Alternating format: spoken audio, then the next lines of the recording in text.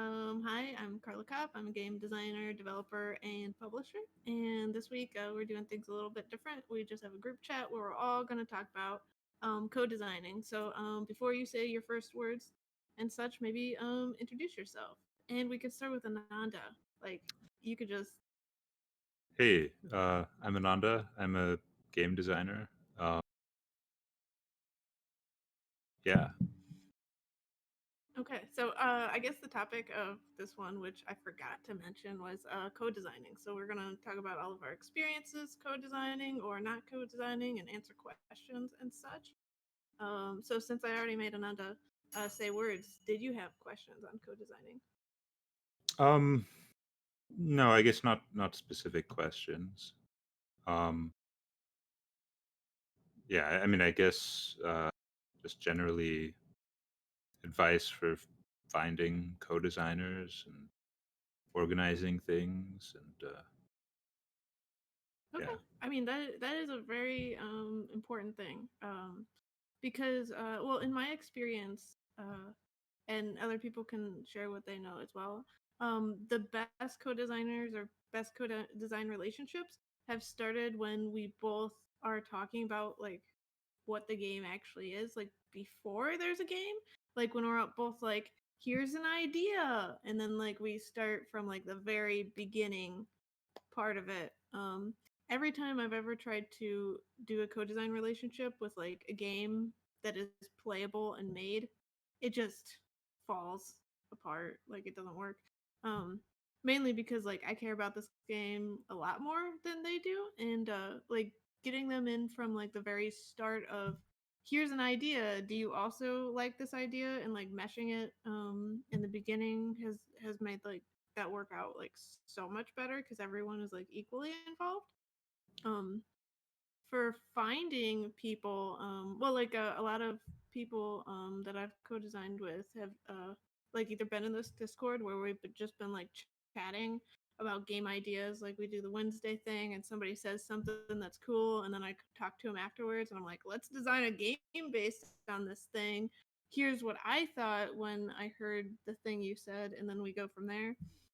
Or like I started working with David about a year ago or something, but like he volunteered for my booth, and then we just were playing games. And I think our first co-design started when we went to a game design retreat together, where we were just like playtesting each other's games and talking about different things, and we got an idea and we just made it, and then we have this co-design relationship already, and we've done at least two games. We'll probably do more games because like we work really well together. um, so yeah, like any like area that is game designy, like where you're already talking about game design stuff, or like just reaching out, like Twitter can work if, well, if people respond to you on Twitter. But I have like started different relationships via there, or reaching out personally. Like I worked with Eric Slauson on a game a couple months ago, and it went really well. But why it went really well is like I had a game idea in mind, and I chose him specifically, like one because we got along, but also because he has, like, I'm good at stuff, but like he's good at the stuff that I'm not good at. Like Eric, he is very good at like having emotions and understanding that other people are emotional and putting that like in the game design. And for me, like games are spreadsheets.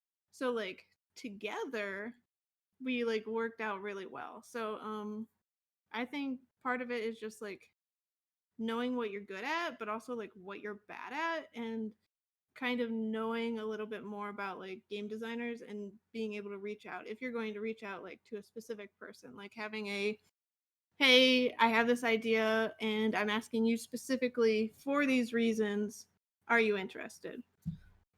I think that helps out a lot. Yeah. um I, I mean, I guess another thing is like when you're working with someone, I imagine there are times when conflicts arise, right? When mhm. people want to do things a different way. So how do you resolve those conflicts? Usually, what I say is like, oh, if you have that idea, um, maybe you make the changes and let's play test it. And like, a lot of anything that we like have differences of like, oh, do you think this will work? Or like I might not think it'll work. But if we play test it, then we know if it worked or not. Um, but if you get to that point where you both play test and I think that it didn't work and you think it did work, um, that's a different thing. That's actually never really happened to me. Um, Usually because we can agree like, oh, like this part worked. Like we'll keep this part and change like a little bit of it. Like, I haven't had any like direct I think this is really good and done, and the other person is like, no, it's terrible. Like, completely disagree like on how to fix it. After the playtest. Um, I think in that part, well, usually because like if there's like two ways you can do something, I normally fall back on either theme, like what does the theme say we should do, or what does the audience say we should do. Um, but that's more of a like game designy thing of like how do you make a choice like between two of them. So if you before you start, if you have like a like okay, like if we disagree, let's do what makes sense thematically or do what makes sense for the audience or what is the cheaper thing. um I think like I might have had disagreements, but like if I always like fall back onto, well, if we do it this way it's more expensive and puts us into a different price bracket, so I'll go your way because it's also cheaper. Or like the audience will like it better, or thematics like um I think we just keep talking until it gets resolved, really. Yeah. I mean, I suppose it's probably easier with two people. It'd be more difficult with more people, since there's more of a chance that someone has strong disagreement. I think I read an interview with one of the designers of Cosmic Encounter and Dune and those games, who said that they did things unanimously, um, and that they realized in hindsight that that was pretty crazy. Yeah, like unanimous would be, well, it'd be easier with two people. Like with three people, I've actually found it to be a little bit easier because like if two people think something, then it's like okay, like let's go that way. Right. Unless like the third one is like super passionate, but usually like one person, if they're super passionate, like the other two will just agree eventually. Um, One thing Matt asked, what do you find to be the most difficult aspect in terms of communication and our group dynamics? What's the ideal size?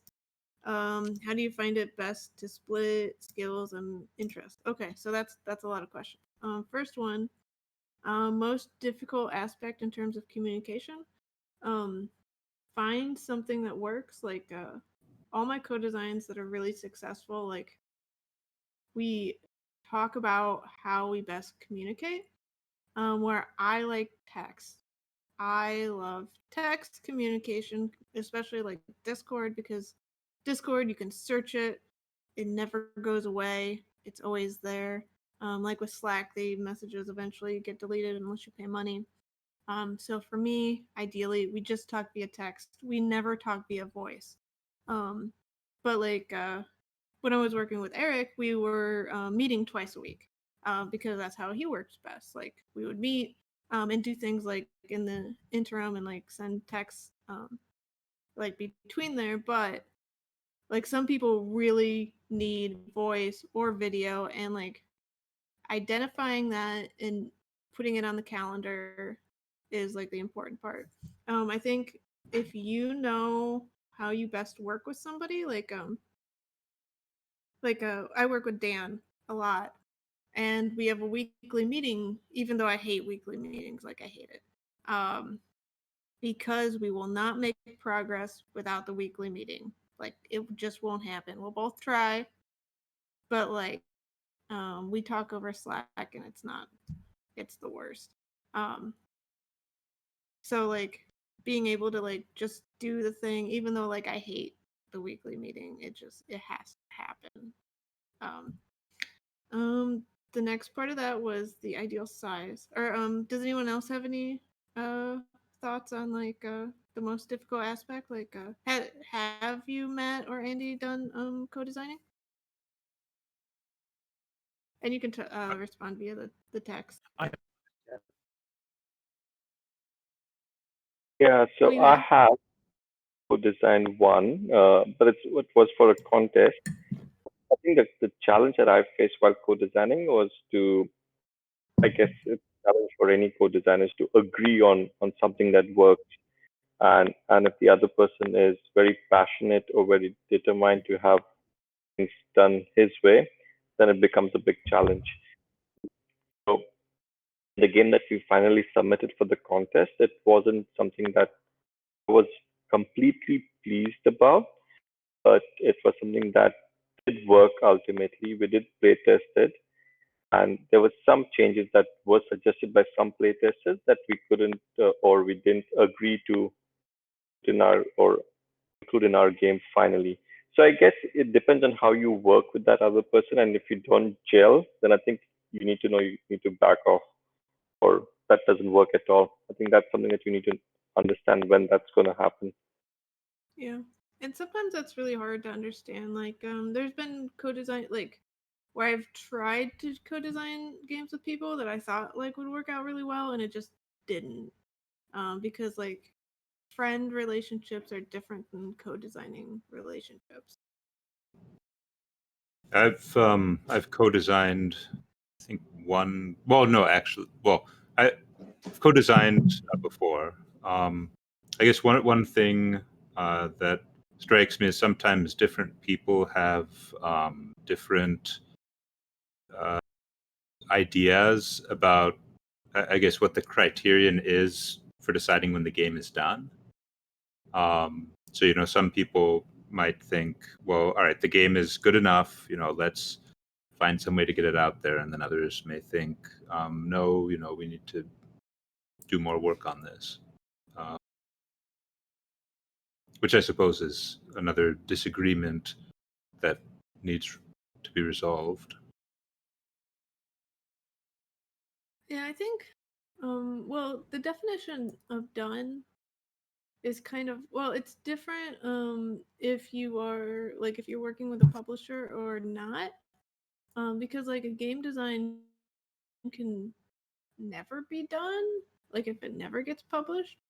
Um but I think like having a weekly goal like definitely helps that, and like talking about like done and like percentages of done. Like I've started asking in playtesting like how done people think the game is, just to get like an idea of like feedback, and like it's another aspect. But if you ask that with your co-designers, like you can kind of like hopefully be like near the same page. Like if one co-designer says 20% and the other one says 90, like obviously you're um there's some unresolved things that you might not have known about.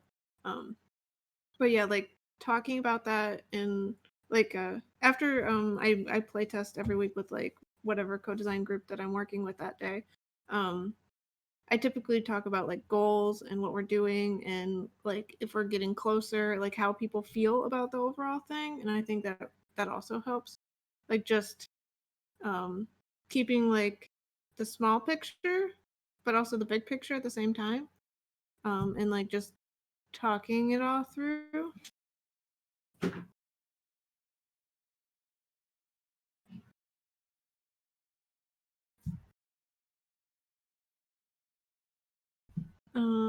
Has anyone else ever like do you do that for your playtests? Or like even like with yourself, like when you're playtesting a solo game, or like a solo designing game or whatever, like designing alone. Um, do you like think about how done something is, or like all the aspects that you think are good versus bad? Like any sort of like thing like that. Think about how much work is left, what areas need to be focused on. So yeah, I guess. Yeah, I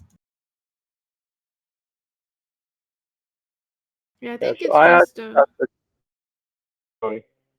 go on. Yeah, no, I just asked the question, would you buy the game as it is right now? Right? And that gives me an answer like, no, it's not worth it. especially the way that it is right now. And then they tell me why they wouldn't buy it, and that's what I use to kind of work on.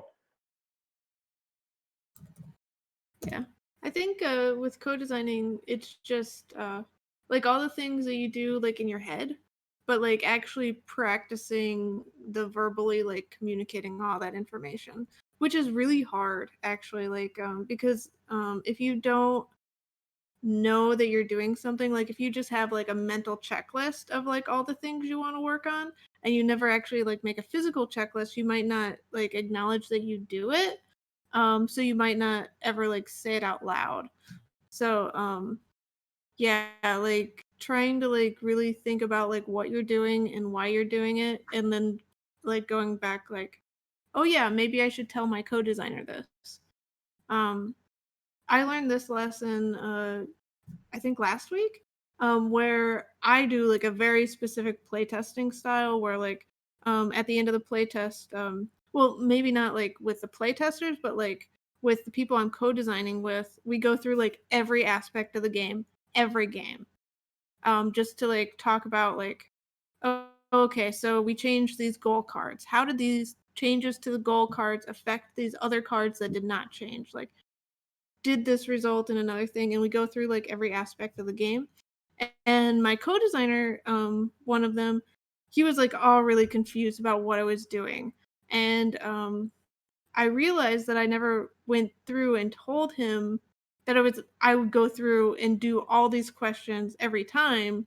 Like, not that I saw a problem, but that I wanted to like take a moment and look and see if there's a problem, because there's a difference um between like when you play a game and you notice a problem versus like going through and making sure that there's no issue. Like there's all the obvious problems, but um there's not obvious problems, and if you like make sure to go through, you'll identify the non-obvious problems. Like like if you just keep going and like fixing the obvious problems, playtesting generally takes a lot longer, because you'll playtest, fix like the obvious top three, and then like the 4 through 6 were there, but you might catch them the next playtest.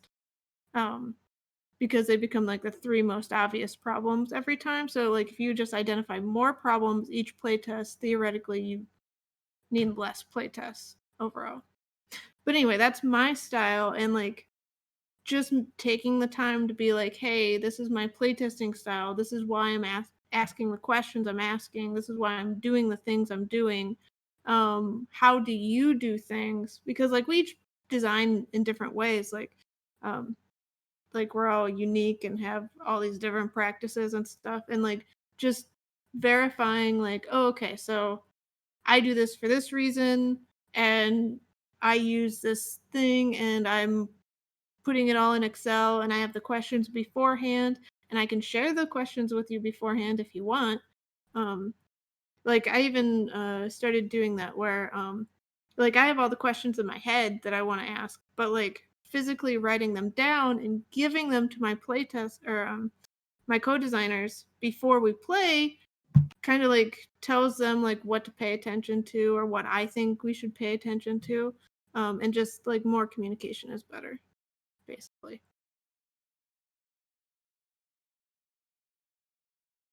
I think communication is key. When I co-design, we would have daily chats that lasted like maybe 90 minutes or 2 hours sometimes, because of the physical distance. I think it had to be calls, and things over email sometimes didn't, when the other person wouldn't really understand. So we'd have to go through calls. And the thing with designing is decisions that you have to take, I guess. So all decisions you need to run past each other and see that both parties are happy, or at least 90% agree with what you want to add to the game. So that's why the long conversations certainly do help. And making sure like you have action items and like conclusions and stuff after you do the long conversations. Because I've done like long conversations where it's like I get off the call and then it's like, did we make any decisions? Like what came out of that meeting. And if you can't identify like what came out of that meeting, like it's not to say the meeting was pointless, but like you could have been like more efficient if like after you have a conversation, you like specifically say like, oh, okay, so based on what I heard, like we think that we should have 20 goal cards or whatever, and make sure that everyone is actually on the same page, because I don't know, language is hard. Communicating with other humans is like the hardest thing in the world. um, to actually communicate in a way that you both understand it and know each other understand it the same way. So that is like the hardest part about co-designing. One thing I find helpful for organizing collaboration is using issue tracking, like using Git, for example. Make Git issues, assign them to people, close them. Um, yeah, Git is especially nice because the actual content you have for the game you can make into a Git repo and then link it to the issues. Yes. Well, and have pull requests and stuff like that. Like I'm doing that Yeah. on studies and sorcery, and it is so nice to like just have like all the automatic emailing. Like when I make an issue and I assign it to Chris, he gets an email, or if he makes a pull request and assigns it to me, I get an email, and like we go back and it has all the records, it has all the things, like it's all in the same place. So like if we ever forget anything, like I had like an issue come up and like a playtesting feedback, and I was like, did I fix this? When did this happen? I just went through like all the old issues and all the old closed requests, and like I found it. So it's perfect. I think I'm going to be using Git for like as many projects as I can. Yeah, I use it. I use it even just for my own projects that aren't co-designing, just because it's super useful for tracking what you've done. Um, I guess the one difficulty is if your co-designer isn't really used to using that sort of thing. Um, that sometimes there can be a little friction in getting them up to speed. Yeah, like it's definitely more like if somebody is like a programmer and they use it every day, then getting them to use Git for design is like super easy.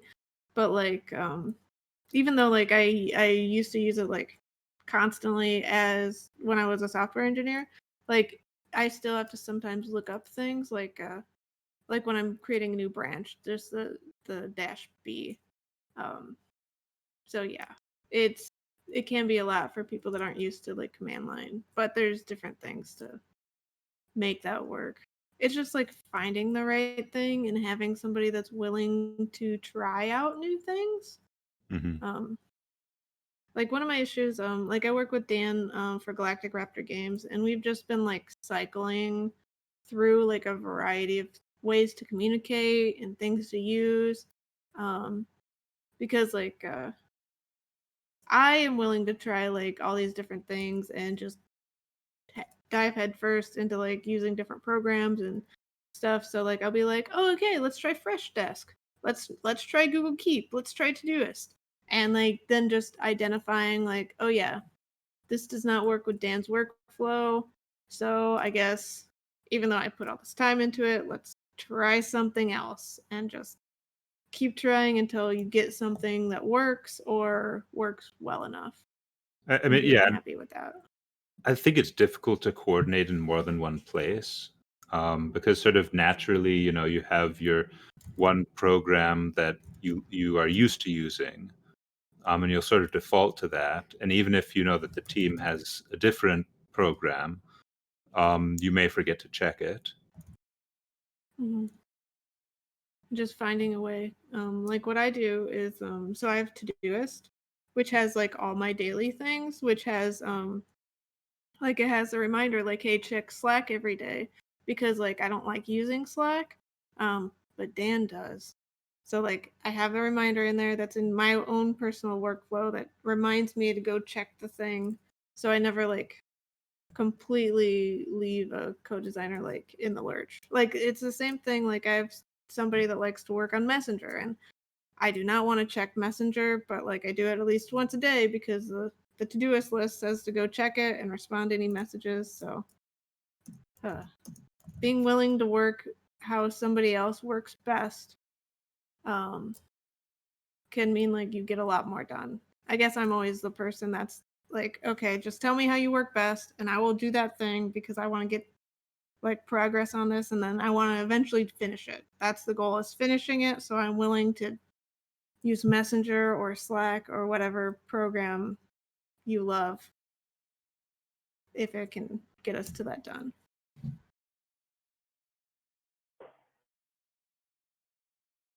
Yes, So I have a question. okay. You did mention that you do work with co-designers who have a different style than yours or a different, it's a strong area. But would it make sense to also work with somebody that shares the same passion as you or the same type of a designer? Because then it would make some of the decision making a lot easier. It would make decision making a lot easier, but I don't know, like working with a co-designer is hard and puts like overhead on it. So I usually try to find people that are different, so that there's like a reason to do it. Because like if I'm working with somebody that's like, say that they're identical to me, it would be faster for me just to do it. Yeah. Yeah, like what's the point? You're not getting another perspective in the game. Yeah. Like that's what I really love about co-designing, is somebody else that has like crazy ideas that I wouldn't think of. So like we put out all the ideas and then identify the best ones and go forth. And like even like when we argue about stuff, like I get to learn and grow that way. But like making sure you come at it from like a certain perspective of like there's nothing that I'm just going to like be the last thing. Like I am willing to compromise on everything if you are passionate enough about the thing. Like if you think that this is the best way and I think it's the worst way, if you are willing to argue that for like a half an hour, okay, you get it. You get to do that and we'll figure out like how to deal with it and what the repercussions are. But I think like that's important, is like either get somebody that like you won't argue with or get somebody that you'll argue constructively with. Or or perhaps somebody you can agree on a conflict resolution system with. Yeah, like I've heard that some people have like even if you're working with like four people, like okay, I decide all the balance issues, Ananda decides all the theme issues. And like if each person has like the area that they are like in control of and they're like the last say, then that's what you do. Like you make a system and then you abide by the system until it breaks or whatever. Yeah, yeah, no, that makes sense. So my past experience and the only one I have so far is we kind of said, okay, I'll focus on the mechanics and you focus on the theme, I mean, after we came to a kind of, so that was our kind of areas.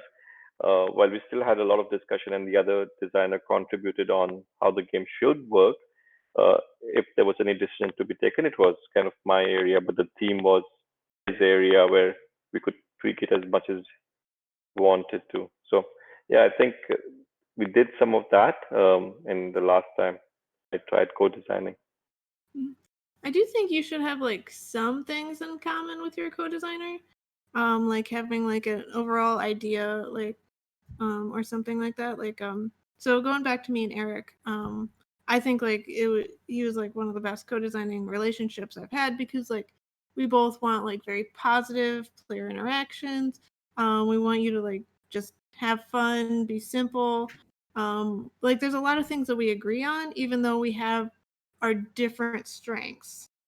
Like it was just like the fact that like we can talk beforehand, agree on like an overall goal, and like be going in about the same direction, even though we're like we can like veer into different ways, like based on our own like strengths and weaknesses.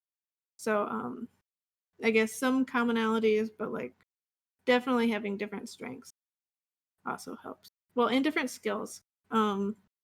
Because like just being the person like if I'm in control of the NAND deck and the generating the cards and somebody else is in control of something else, it like lowering the amount of work for each person also makes the code design like way better. Like if I only have to update half the cards and the other person updates the other half of the cards, then like there's a reason for the code design because it's less work. Or like maybe if you're comfortable with Nandeck and the other person is really comfortable with Tabletop Simulator, you make all the cards and they get everything scripted in TTS. Mm-hmm. Yeah, like finding like what like how you can split it off so that you do the things that you really like or are easy or you have time for, and the other person also does that, so you get like a lot more enjoyment out of it. Like for me and Dan publishing, like I do a lot of the development because I love game development, but he does a lot of like the manufacturing and afterwards of it. So like I get to do the most fun parts of publishing for me, and he also gets to do the most fun publishing or parts of publishing for him. So like we both win. He likes manufacturing more than development. I don't know. Like I don't understand it, but I'm happy I found him. So he does do like some development. Like I will get it through like the rough parts. Like I'll start like get it like really good, and then he'll come in at the last like 10% and be like, "Yeah, you should do this." And I'm like, "Fixes it. It's so much better now. It's done. It's just done now." Like I don't know. It works. And finding somebody that like you can just work really well with is like so amazing. Um but also you can find several people like this. Like at this point in time I have like 4 or 5 specific, like I assign a game to each day and I work with a different person on that day. Um but like each co-design relationship is different, and like I bring a different strength to the table with each one, which has been really cool.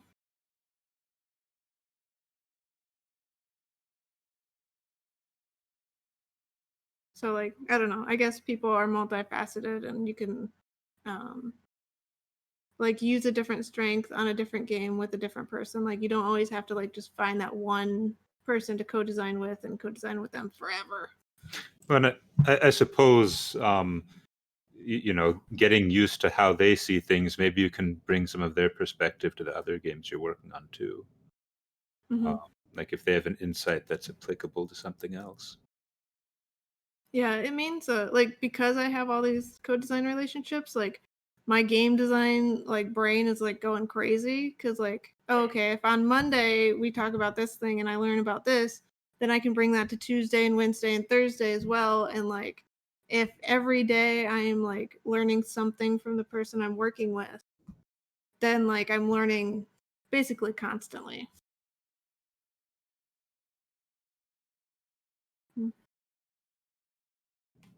So it's been an interesting like year, like learning how to co-design and also like about all these different things, and also like stepping out of my wheelhouse. Like with Eric, I designed like a trivia party game, which is like not my thing. I've tried like designing co-op games, which are also not my thing, or heavy games, and just like working with other people on these games that are not like game designs that I would make. Like I've learned a lot from them, but also like the experience of working on something I that is very different. Um, and I can still like bring those lessons back into my game designs.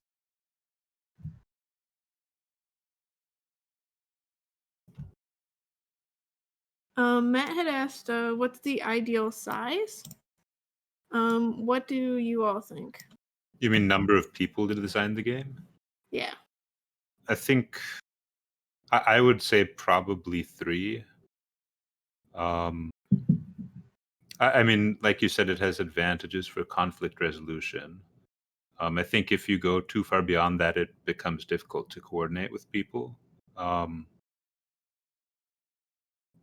And also for playtesting, I think probably the most common, well, I don't know if I want to say most common, but like 3 to 5 players seems to be a common target for a lot of games. If you have 3 players, it's very easy to, obviously you don't want to just play test between the designers, you need other people, but for validating your ideas, it's helpful to have more than 2 people if you're making a multiplayer game. And obviously, if you're making a 2-player game, you can still play test with just 2 of you while the other one watches. But sort of having that minimum multiplayer size is very helpful. Yeah, I agree with that. Like, so I've done co-design groups of 2, 3, and 4. And yeah, it's really nice just like to have like 3-player game, because the 2-player games are always weird. Like if you optimize for 2 players, it might not put the game in a good place, but like optimizing for 3 usually means that it works pretty good for 4 and pretty good for 2. Yeah, I mean, there's a huge difference between a 2-player game and a 3-player game because you get like player politics come into play. 2-player games are, I feel 2-player games are much easier to design. But if you design and validate it as a 2-player game, it may not translate to multiplayer very well.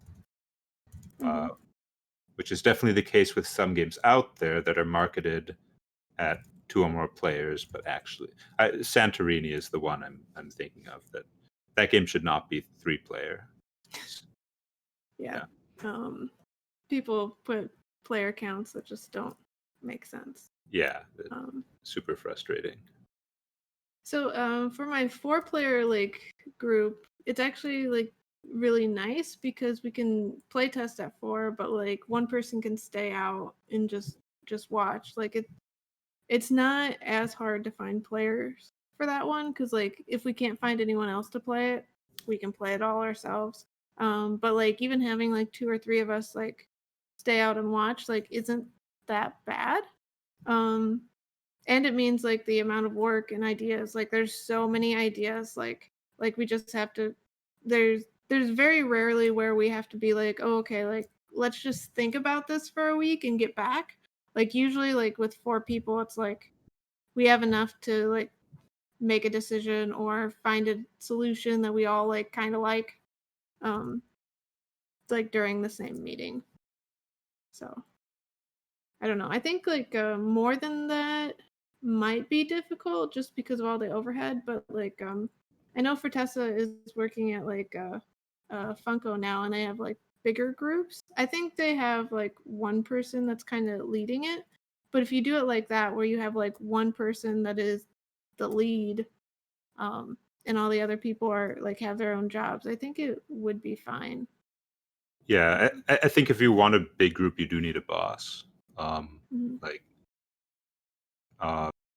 but of course, having a sort of equal, flat structure is maybe a little more appealing as a designer. Yeah, you'd still have to have like somebody that's like the organizer or the keeping track person, just to keep everyone on task and make sure like that like you're going towards a direction instead of all different directions.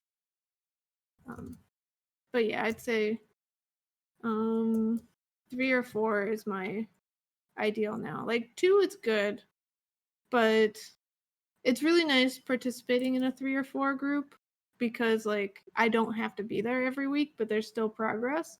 And like dividing a game into 3, like that is so much less work.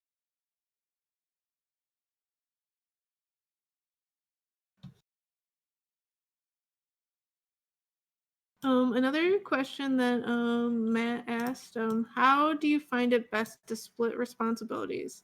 Skills or interest in an aspect or whatever, or something else. So how have you all like split the responsibilities?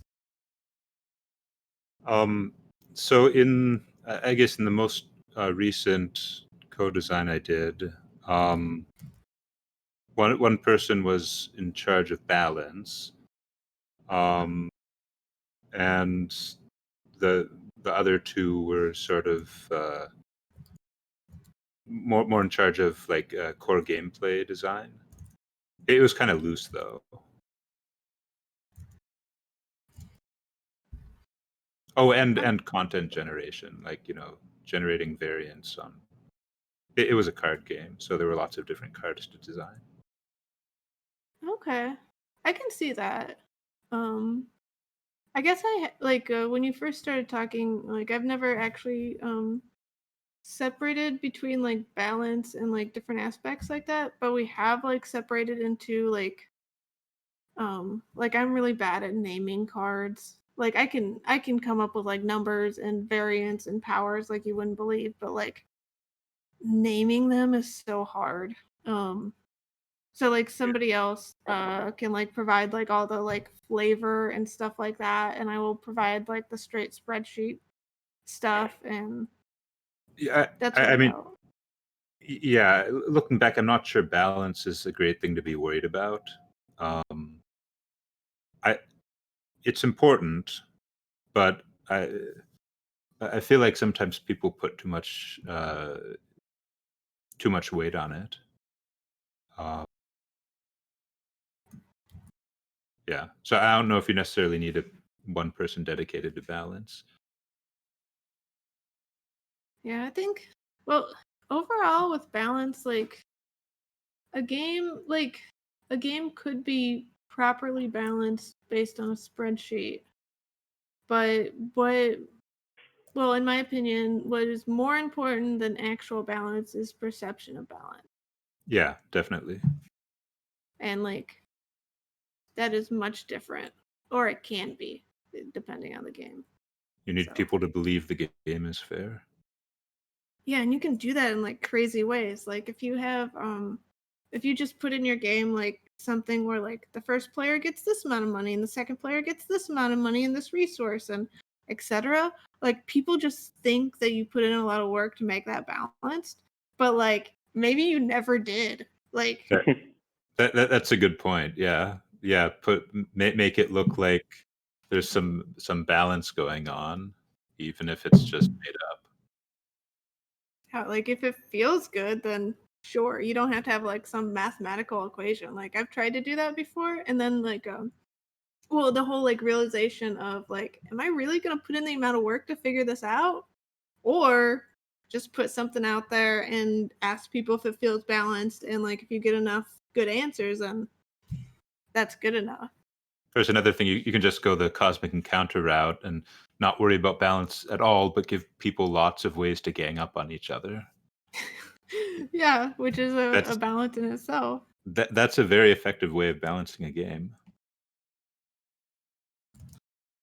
Uh, yeah, especially with like big group games. Um, yeah, like make it so that you can do all these things, like, and then it's so much easier, and you could do like crazy stuff. Yeah. Um, Or if you make the game super short, then being unbalanced becomes actually a benefit because if you get the weak character, then winning as it is an accomplishment, like One Night Ultimate Werewolf. mhm.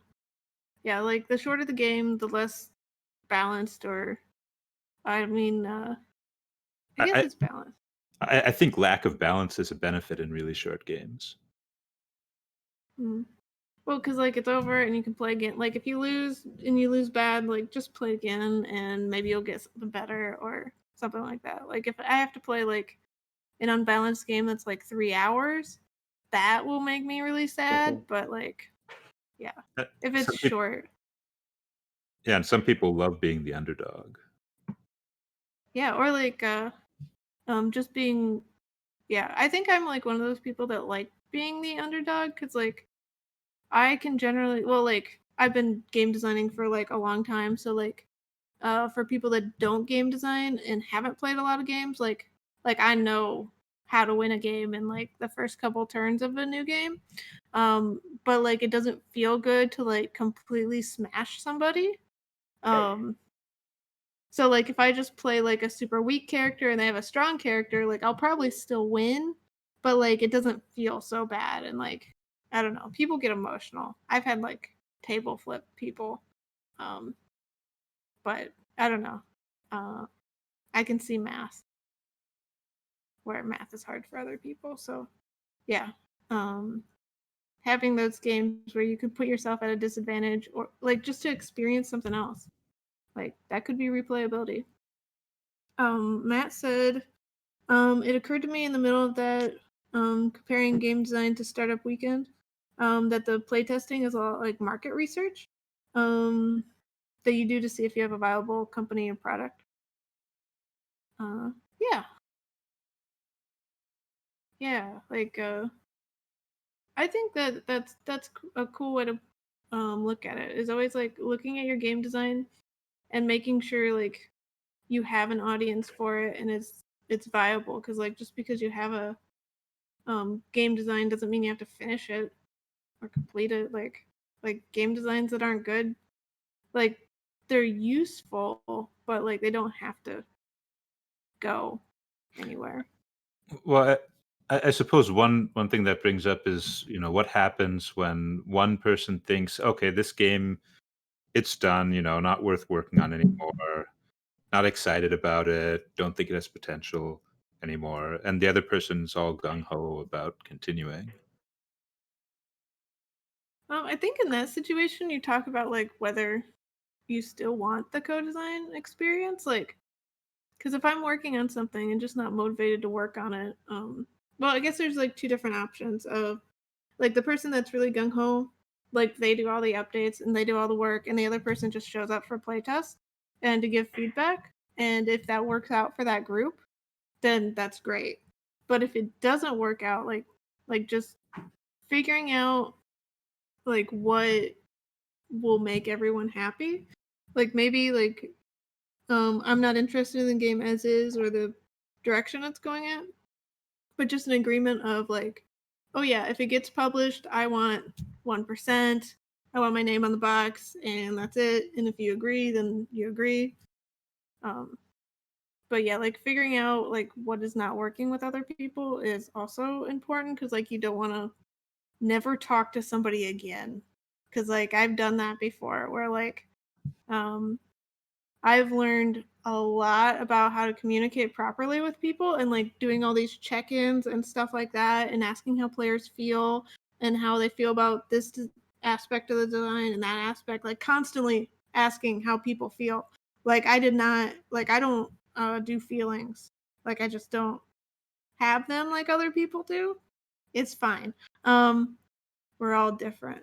But like learning that about myself and about other people means like I'm a way better co-designer than I used to be, because like other people, like when they're bad about talking about their feelings, like you could get to the point where you just never want to talk to somebody again or interact, and it is what it is.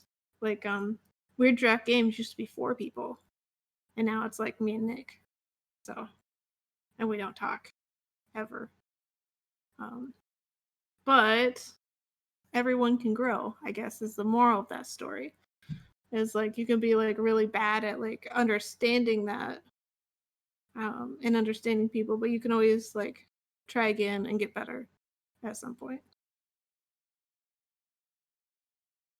Mhm. So any other like lessons you've learned from co-designing or design or anything?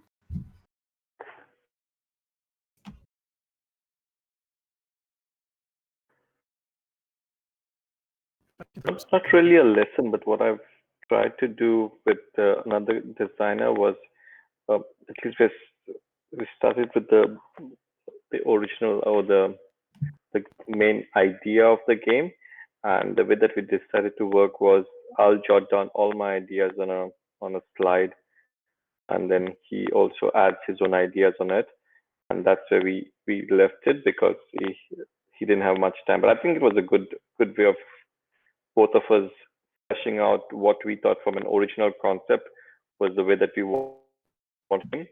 So I had my ideas, he had his, and then we just saw it together. And it did make sense, just the fact that both of us didn't have sufficient time to then work on it together. I think I'm hoping that once we find some free time, we'll pick that idea and work on it together. So it's I think it's just giving an opportunity for both of us to kind of write or communicate what we want to see in the final game, or at least the first cut of the final game kind of is important. And I think it has worked, although we haven't progressed with it, right? But I think it's a good way of going about with things. Mm-hmm. Well, and that's also a good point about like just because something isn't working like right now doesn't mean it never will. Like if you can both get at the right point in your lives where it can work, that'll be great when you both have free time. So just don't give up and I'll go on. Yeah, no, that's what I agree completely. Yeah. So, like I said to him, because he didn't have time right now, I said it's fine. Let's park this idea. I'll work on something else in the meantime. And once you have time, we'll work on it together because it's our idea now. I think, and that's important. At least that's how I feel about it. Yeah. Like I have a couple ideas like that are like just on hold until the other person can like get to a good spot or like I can get more free time. Because like I really want to work with that other person, so I'm willing to like wait until like it really works out so we can do like the best instead of just being like, oh well, you can't work on it now, I'll just go do stuff and leave you in the dust. Like I really enjoy working with other people, so like being able to work around their schedule and make a cool game when you can is important to me.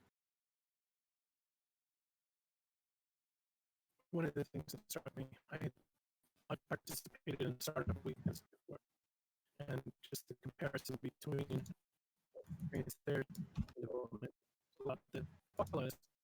And one of the things I think it's very clear. I'm having difficulty understanding you. Yeah, me too. Same here.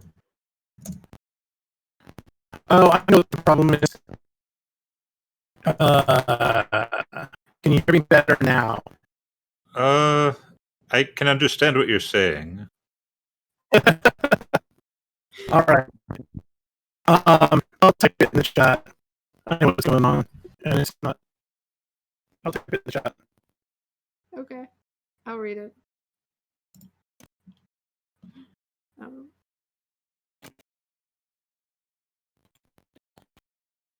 Sometimes, Ananda, you say things in a very diplomatic way. Huh. Thanks. That was diplomatic too. Because I was like, it was more understandable. So,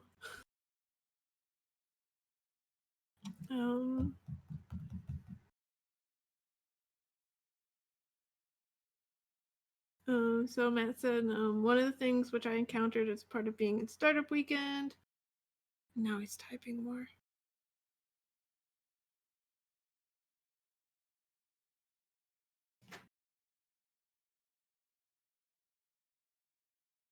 Okay.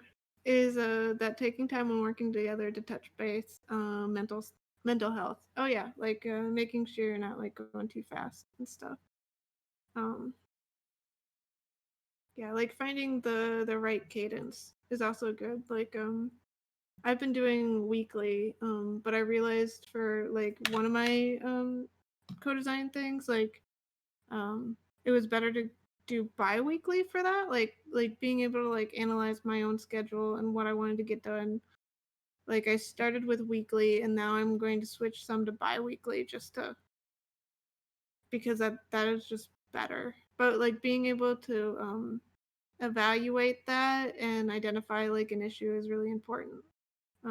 I think so I did a lot of my like work history in an agile environment where agile is like a software methodology where one of the things is constantly like evaluating everything you're doing and trying to improve. And if you can get into like that sort of mentality of there's always improvements if you just like have enough time to evaluate,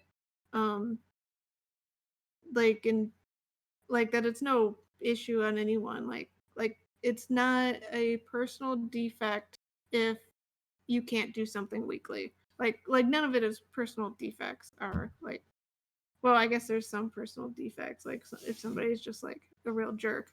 But like you can improve basically anything, and keeping like that mindset of like, okay, like how can we work better together? Like let's identify different things or talk about it. Like you can talk about it and say like, oh yeah, we're doing great, and that's perfect. But like having that just like in the back of your mind, like, oh, can we improve now? Like, is there something like even though we've worked together for a year, like, I don't know, people's lives change. There's a pandemic now.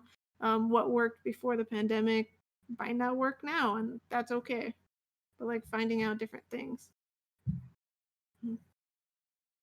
Matt said it's especially important when working with people you aren't used to working with. And I agree with that, but like also like keeping up with it, because like sometimes like people have more kids, or like they take on different jobs, like they switch jobs or get a promotion, and like things that used to work might not, and that's no fault of anyone else's or anyone's.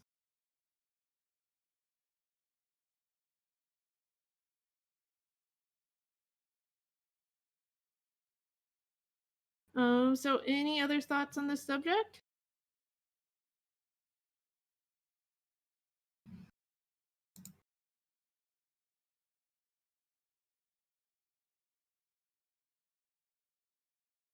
Okay, well, it's 3 o'clock. Thank you all for participating. And we'll talk afterwards about whether we'll do it like this again or like feedback and stuff. But this was the Game Design Live Chat, and we can stop going live.